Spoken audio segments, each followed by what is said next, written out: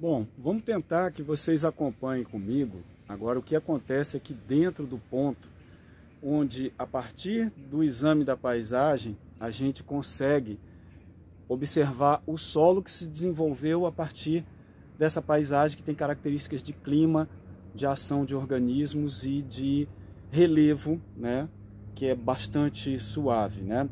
Então, o destaque que eu quero colocar aqui é que é um solo que você observa desde a sua superfície até aqui embaixo, você não encontra nenhuma rocha, tá? Então, cadê o material de origem que estava aqui, né? O que será que isso significa? Isso significa que o intemperismo foi muito intenso, a rocha era muito fraca. Como a gente não conhece a rocha, nessa posição de relevo bastante suave, com pouca declividade, que a água incide com 90 graus, o que vai acontecer? Essa água vai conseguir, né, atuar física e quimicamente sobre a rocha, causando essa interação que a gente sabe que vai desintegrar e vai ajudar o solo a evoluir. E olha que interessante, o solo bastante, né, vermelho, e a gente tem muita dificuldade de ver qualquer diferença que seja entre o material da camada superficial, tá, para a camada mais profunda, né? Só o vermelho fica ainda mais intenso, mas a cor é como se fosse vermelha de cima e embaixo. Esse vermelho, o sentido disso tem a ver com a química do ferro, que nós vamos discutir mais adiante na disciplina. Mas ele está mostrando que existe passagem de água no perfil. E essa passagem eu posso demonstrar, né? Não posso filmar o ar, mas eu posso filmar o que acontece com a água, né? Então, se vocês observarem, né, esse jato de água aqui é absorvido como se fosse uma esponja, tá? Então ele penetra aqui porque o solo é bastante poroso, tá?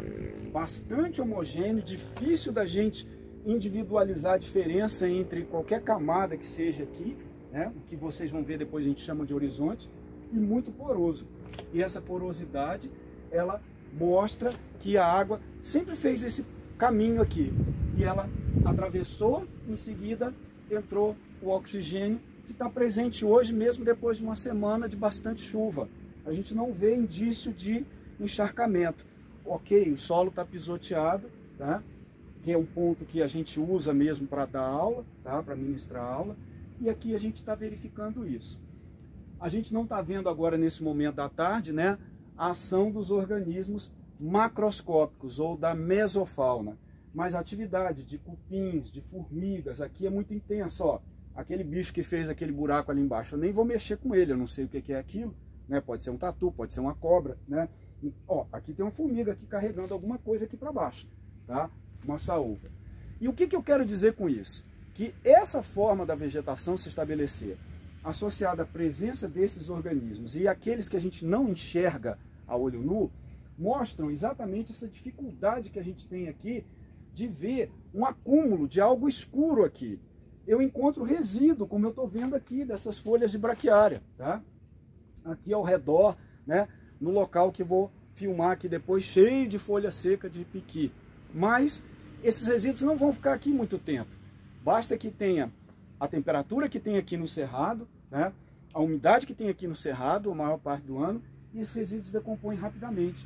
Então é um solo que a atividade dos organismos, quer pela vegetação, quer pelos seres da mesofauna, e pela falta de matéria orgânica, né, naquela forma daquela cor preta que a gente está acostumado a ver, isso demonstra para a gente que esse solo tem um grau de intemperismo mais avançado, tá?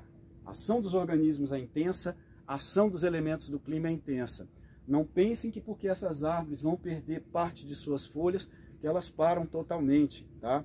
Então, durante essa época do ano, a perda de água aqui é bastante intensa e ela merece, né, atenção. Isso significa o quê? Que a água entra e sai aqui com muita facilidade. E se ela entra e sai, ela interage, ela transforma alguma coisa aqui. E essa transformação chegou a esse grau que a gente não encontra vestígio de quem estava aqui. Então o solo fica bastante intemperizado, bastante homogêneo. E como característica para uso agrícola, o que a gente vai inferir, né? do ponto de vista de enraizamento, eu estou do lado dessa árvore aqui que está me mostrando isso, tá? A braquiária não tem dificuldade. Mas, por outro lado, o que vai acontecer com esse solo durante o período seco, né? Se a gente vier aqui, esse solo vai esfarelar e vai levantar o pó na cara da gente de tanta, né, secura que ele fica, tá? E, além dessa secura, o que a gente pode pensar? Se a rocha não está aqui e a água fez esse processo intenso, será que isso é um solo que tem uma reserva de nutrientes muito alta? Ou não, né? Será que essas plantas que aqui vivem, as nativas do cerrado, né, e às vezes as exóticas, elas estão aqui se manifestando dessa forma porque o solo tem uma reserva de nutrientes adequada? Difícil, não é? Então, isso aí que a gente gostaria que vocês refletissem quando a gente for conversar depois de vocês assistirem o vídeo.